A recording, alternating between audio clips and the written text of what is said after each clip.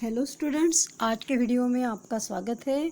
आज हम पढ़ेंगे मराठी सुलभ भारती कक्षा 6वीं इस पाठ्य पुस्तक का पाठ है खरे खरे व्हावे, जो कि ये एक कविता है बच्चों।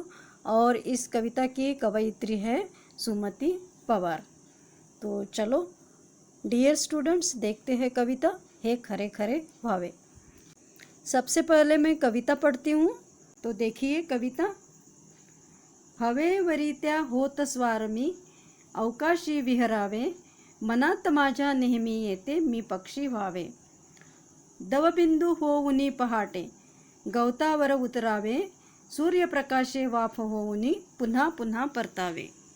क्षितिजावरचे गडद रंगमी ढग होऊनी झुलावे, भरारणारा होऊन वारा चंद्रासी खेळावे।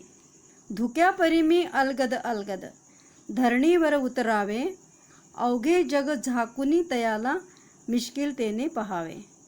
ऊर्जेचा तो स्रोत सूर्यमी अगदी जवळून पहावा, काळोखाला चिरत चिरत मी सूर्यकिरण व्हावा। निसर्गातल्या रंगामध्ये मी रंगून जावे, भास नको मज तुम्हा सांगतो हे खरे खरे व्हावे। कवयित्री सुमति पवार। तो बच्चों, ये कविता मैंने पढ़ ली है और आप लोग भी मेरे साथ कविता पढ़ लिया करो, ओके। तो चलो अब देखते हैं कविता का भावार्थ। भावार्थ देखने के पहले हम देखते हैं कविता के मराठी हिंदी शब्दार्थ। तो चलो देखते हैं शब्दार्थ। शब्दार्थ: स्वार होने, सवार होना, अवकाश यानी आकाश, विहरावे यानी संचार करना, दवबिंदू यानी जलबिंदू या ओस, गडद यानी घना, भरारणारा वारा यानी तेज हवा, धुके यानी कोहरा, अलगद यानी धीरे से, अवघे यानी सब, मिश्किल यानी नटखट, स्रोत यानी मूल निर्मिति का मार्ग, चिरत यानी भेदते हुए, मज यानी मुझे, भास यानी भ्रम या आभास। तो बच्चों, ये हो गए अपने शब्दार्थ। तो चलो अब देखते हैं कविता का भावार्थ सरल हिंदी भाषा में। भावार्थ देखने के पहले पढ़ते हैं शुरू का अंतरा। हवेवरी होत स्वारमी अवकाशी विहरावे, मनात माझ्या नेहमी येते मी पक्षी व्हावे। देखते हैं इसका भावार्थ। हवेवरीत्या होत स्वारमी अवकाशी विहरावे। कवयित्री सुमति पवार कहती है कि मेरे मन को हमेशा ऐसे लगता है कि हवा पर सवार होकर आकाश में घूम लूं।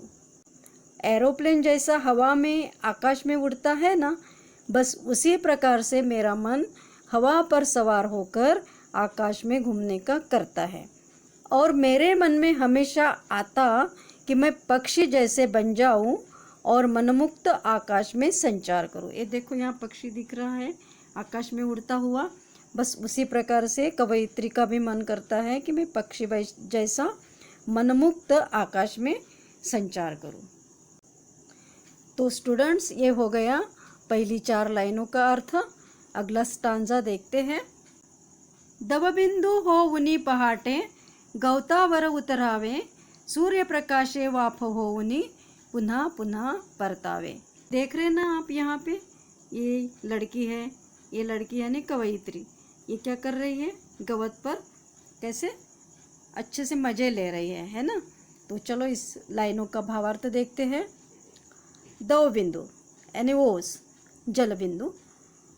तो कवयित्री को लगता है कि जलबिंदु बनकर, जलबिंदु का रूप लेकर सुबह सुबह हरी हरी घास पर उतरने का कवयित्री का मन होता है। देखो, ये हरी हरी घास में ये कवयित्री मज़े ले रही है। उतर के कहाँ से उतरी है, पहले तो आकाश में गई घूमने के लिए, फिर आकाश से और पृथ्वी पर आने का उसका मन करता है। और किसके रूप में, दवबिंदु ओस के रूप में, जो घास में बिखरे होते हैं वो उसके बूंदे, तो ओस के रूप में उसका मन करता है कि अब मैं चलो हरी हरी घास पर उतर के उसका भी आनंद ले लूँ। और सूर्य प्रकाश आते ही यानी कि सूर्य की धूप निकलते बराबर भाप बनकर फिर से आकाश में भाप के रूप में जाने का मन करता है। ये नीचे वाली 2 लाइनों का ये अर्थ है, सूर्य प्रकाशे वाफ होऊनी पुन्हा पुन्हा परतावे। यानी और उसका मन क्या करता है कवयित्री का कि मैं सूर्य प्रकाश की भाप बन जाऊं। ये देखो, आप देख रहे हैं ना इस चित्र में, ये देखो ये सूर्य प्रकाश, ये किरणें हैं सूर्य की, है ना। तो ये सूर्य प्रकाश के रूप में, सूर्य प्रकाश का रूप लेके उसकी भाप बन के फिर से मैं, मतलब भाप कैसे बनेगी, 2 बिंदु की भाप बनेगी और फिर से वो भाप कहाँ जाएगी, सूर्य प्रकाश के कारण 2 बिंदु की भाप बनेगी और ये 2 बिंदु की भाप बन के फिर से आकाश में जाएंगे। तो कवयित्री का मन करता है कि इसी भाप के रूप में मैं फिर से जमीन से कहाँ जाऊँ, आसमान में जाऊँ। अगली 4 लाइनें। क्षितिजावरचे गडद रंगमी ढग होऊनी झुलावे, भरारणारा होऊन वारा चंद्राशी खेळावे। तो ये हो गई अगली 4 लाइनें। देखते हैं इसका भावार्थ। क्षितिजावरचे गडद रंगमी, तो बच्चों इन लाइनों का अर्थ ये है कि कवयित्री कहती है कि कभी मुझे ऐसे लगता है कि क्षितिज, मालूम है किसे कहते हैं क्षितिज, मैं बताती हूँ।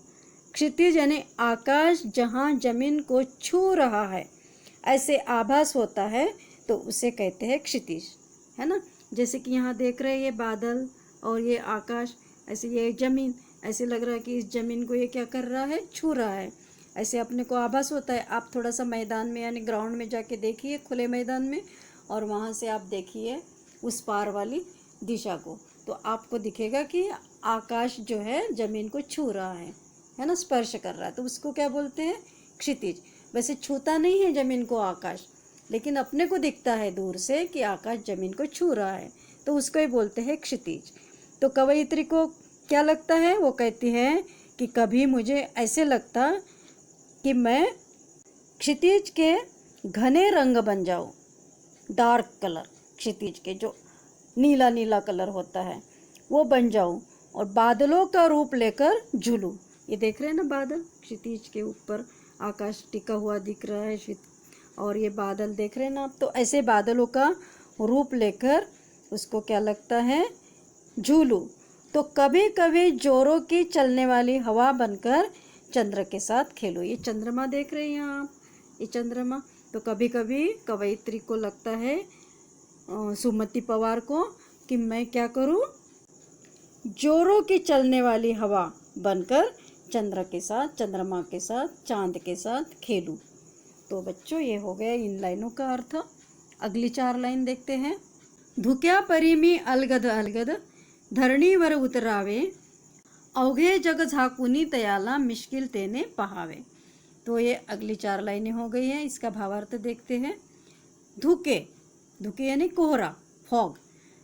तो एक कोहरा होकर धीरे से धरती पर उतर आऊं, ऐसे कवयित्री को लगता है। कभी कभी ऐसे कवयित्री को लगता है, उसका मन करता है। क्या मन करता है कि कोहरा बनकर धीरे से धरती पर मैं उतर आऊं आकाश से। आकाश में जाने का मन करता है, आकाश में चली गई। फिर मन करता है उसका कि वो आकाश से धीरे से कोहरा के रूप में धरती पर उतर जाऊं और सारी सृष्टि को इस कोहरे से ढककर हंसकर देखती रहूं, हंसती हुई उसको सृष्टि को देखती रहूं, उसके मजे लेती रहूं, ऐसे कवयित्री को लगता है। अगली 4 लाइनें। ऊर्जेचा तो स्त्रोत सूर्यमी अगदी जवळून पहावा, काळोखाला चिरत चिरत मी सूर्य किरण व्हावा। कवयित्री कहती है कि कभी कभी तो मुझे ऐसा लगता है, ऊर्जा का जो मुख्य स्रोत है, कौन है ऊर्जा का मुख्य स्रोत, सूर्य, सूरज, उसको मैं बिल्कुल नज़दीक से देखूं। ये देख रहे हैं ना आप, सूर्य, ऊर्जा का स्रोत सूर्य, सबसे बड़ी ऊर्जा हमको सूरज से मिलती है। तो उसको मैं बिल्कुल नज़दीक से देखूं और अंधेरे को चिरने वाला, यानी अंधेरा क्या करता है, सूरज दूर करता है, यानी कि अंधेरा दूर करने वाला सूर्य का किरण बन जाऊं, सूर्य के किरण बनने का उसका मन करता है। देख रहे हैं ना किरण सूर्य के, तो इस सूर्य के किरण बनने का भी कवयित्री का मन करता है। अगला अंतरा देखते हैं।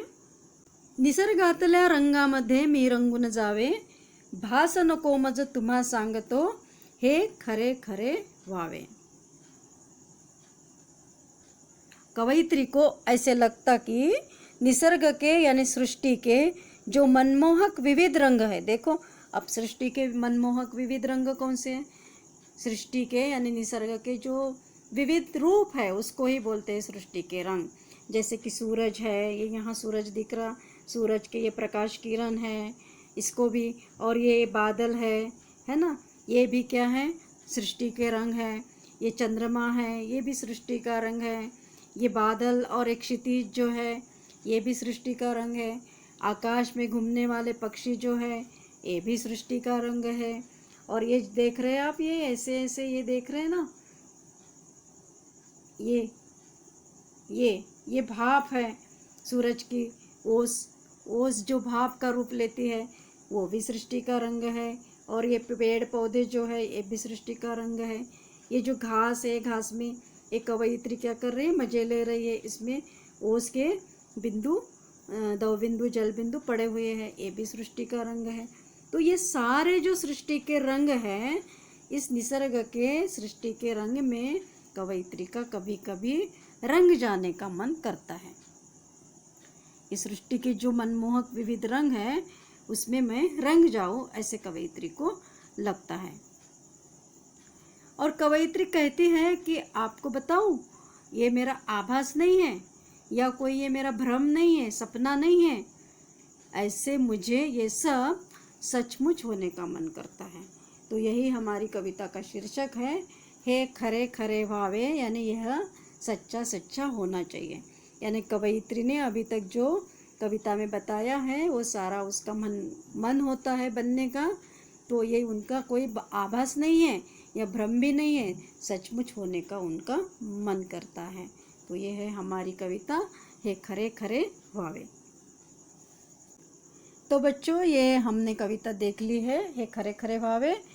इसका भावार्थ देख लिया है, सरल हिंदी भाषा में हमने शब्दार्थ देख लिए हैं।